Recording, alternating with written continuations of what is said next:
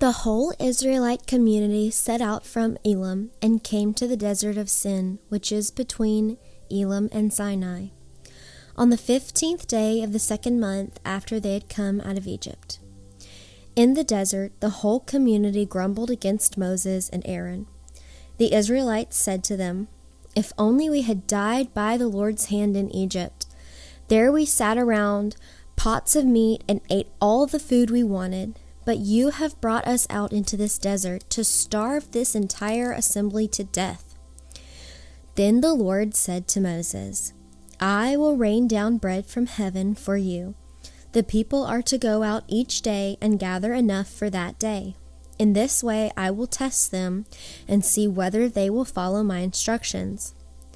On the 6th day they are to prepare what they bring in, and that is to be twice as much as they gather on the other days." So Moses and Aaron said to all the Israelites, "In the evening you will know that it was the Lord who brought you out of Egypt, and in the morning you will see the glory of the Lord, because he has heard your grumbling against him. Who are we that you should grumble against us?" Moses also said, "You will know that it was the Lord when he gives you meat to eat in the evening and all the bread you want in the morning, because he has heard your grumbling against him. Who are we? You are not grumbling against us, but against the Lord." Then Moses told Aaron, "Say to the entire Israelite community, 'Come before the Lord, for he has heard your grumbling.'" While Aaron was speaking to the whole Israelite community, they looked toward the desert, and there was the glory of the Lord appearing in a cloud. The Lord said to Moses, "I have heard the grumbling of the Israelites. Tell them, at twilight you will eat meat, and in the morning you will be filled with bread. Then you will know that I am the Lord your God." That evening, quail came and covered the camp, and in the morning there was a layer of dew around the camp. When the dew was gone, thin flakes like frost on the ground appeared on the desert floor. When the Israelites saw it, they said to each other, "What is it?" For they did not know what it was. Moses said to them, "It is the bread the Lord has given you to eat. This is what the Lord has commanded. Each one is to gather as much as he needs. Take an omer for each person you have in your tent." The Israelites did as they were told. Some gathered much, some little. And when they measured it by the omer, he who gathered much did not have too much, and he who gathered little did not have too little. Each one gathered as much as he needed. Then Moses said to them, "No one is to keep any of it till morning." However, some of them paid no attention to Moses. They kept part of it until morning, but it was full of maggots and began to smell. So Moses was angry with them. Each morning everyone gathered as much as he needed, and when the sun grew hot, it melted away. On the 6th day they gathered twice as much, 2 omers per person. And the leaders of the community came and reported this to Moses. He said to them, "This is what the Lord commanded. Tomorrow is to be a day of rest, a holy Sabbath to the Lord. So bake what you want to bake, and boil what you want to boil. Save whatever is left and keep it until morning." So they saved it until morning as Moses commanded, and it did not stink or get maggots in it. "Eat it today," Moses said, "because today is a Sabbath to the Lord. You will not find any of it on the ground today. 6 days you are to gather it, but on the 7th day, the Sabbath, there will not be any." Nevertheless, some of the people went out on the 7th day to gather it, but they found none. Then the Lord said to Moses, "How long will you refuse to keep my commands and my instructions? Bear in mind that the Lord has given you the Sabbath. That is why on the 6th day he gives you bread for 2 days. Everyone is to stay where he is on the 7th day. No one is to go out." So the people rested on the 7th day. The people of Israel called the bread manna. It was white like coriander seed and tasted like wafers made with honey. Moses said, "This is what the Lord has commanded. Take an omer of manna and keep it for the generations to come, so they can see the bread I gave you to eat in the desert when I brought you out of Egypt." So Moses said to Aaron, "Take a jar and put an omer of manna in it, then place it before the Lord to be kept for generations to come." As the Lord commanded Moses, Aaron put the manna in front of the testimony that it might be kept. The Israelites ate manna 40 years until they came to a land that was settled.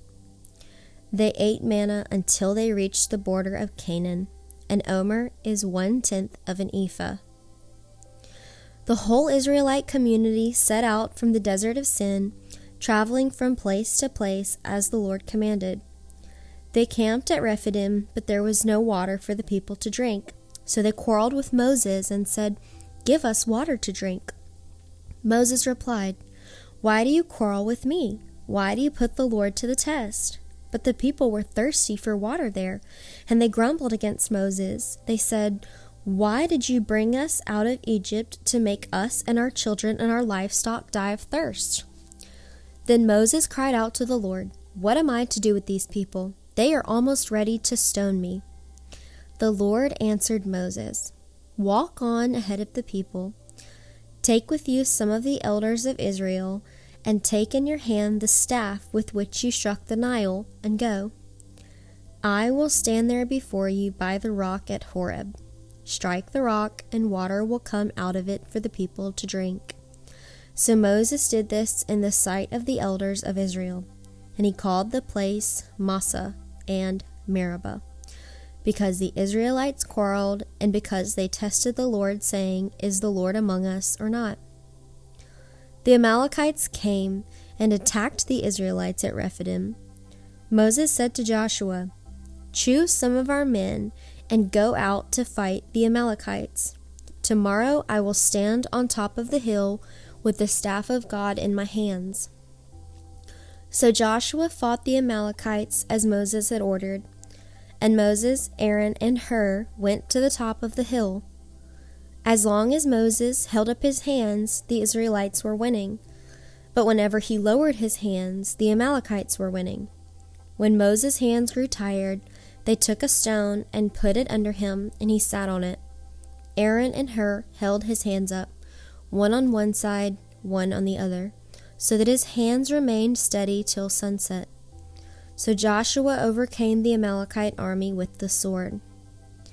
Then the Lord said to Moses, "Write this on a scroll as something to be remembered, and make sure that Joshua hears it, because I will completely blot out the memory of Amalek from under heaven."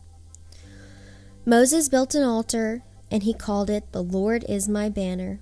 He said, "For hands were lifted up to the throne of the Lord. The Lord will be at war against the Amalekites from generation to generation." Now Jethro, the priest of Midian and father-in-law of Moses, heard of everything God had done for Moses and for his people Israel, and how the Lord had brought Israel out of Egypt. After Moses had sent away his wife Zipporah, his father-in-law Jethro received her and her 2 sons. One son was named Gershom, for Moses said, "I have become an alien in a foreign land." And the other was named Eleazar, for he said, "My father's God was my helper. He saved me from the sword of Pharaoh." Jethro, Moses' father-in-law, together with Moses' sons and wife, came to him in the desert where he was camped near the mountain of God. Jethro had sent word to him, "I, your father-in-law Jethro, am coming to you with your wife and her 2 sons." So Moses went out to meet his father-in-law and bowed down and kissed him. They greeted each other and then went into the tent. Moses told his father-in-law about everything the Lord had done to Pharaoh and the Egyptians for Israel's sake, and about all the hardships they had met along the way, and how the Lord had saved them. Jethro was delighted to hear about all the good things the Lord had done for Israel in rescuing them from the hand of the Egyptians. He said, "Praise be to the Lord, who rescued you from the hand of the Egyptians and of Pharaoh, and who rescued the people from the hand of the Egyptians. Now I know that the Lord is greater than all other gods, for he did this to those who had treated Israel arrogantly. Then Jethro, Moses' father-in-law, brought a burnt offering and other sacrifices to God, and Aaron came with all the elders of Israel to eat bread with Moses' father-in-law in the presence of God.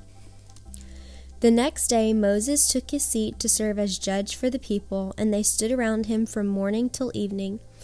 When his father-in-law saw all that Moses was doing for the people, he said, "What is this you are doing for the people? Why do you alone sit as judge, while all these people stand around you from morning till evening?" Moses answered him, "Because the people come to me to seek God's will. Whenever they have a dispute, it is brought to me, and I decide between the parties and inform them of God's decrees and laws." Moses' father-in-law replied, "What you are doing is not good. You and these people who come to you will only wear yourselves out. The work is too heavy for you. You cannot handle it alone. Listen now to me, and I will give you some advice, and may God be with you. You must be the people's representative before God and bring their disputes to him. Teach them the decrees and laws, and show them the way to live and the duties they are to perform. But select capable men from all the people, men who fear God, trustworthy men who hate dishonest gain, and appoint them as officials over thousands, hundreds, fifties, and tens. Have them serve as judges for the people at all times, but have them bring every difficult case to you. The simple cases they can decide themselves. That will make your load lighter, because they will share it with you. If you do this, and God so commands, you will be able to stand the strain, and all these people will go home satisfied." Moses listened to his father-in-law and did everything he said. He chose capable men from all Israel and made them leaders of the people, officials over thousands, hundreds, fifties, and tens. They served as judges for the people at all times. The difficult cases they brought to Moses, but the simple ones they decided themselves. Then Moses sent his father-in-law on his way, and Jethro returned to his own country.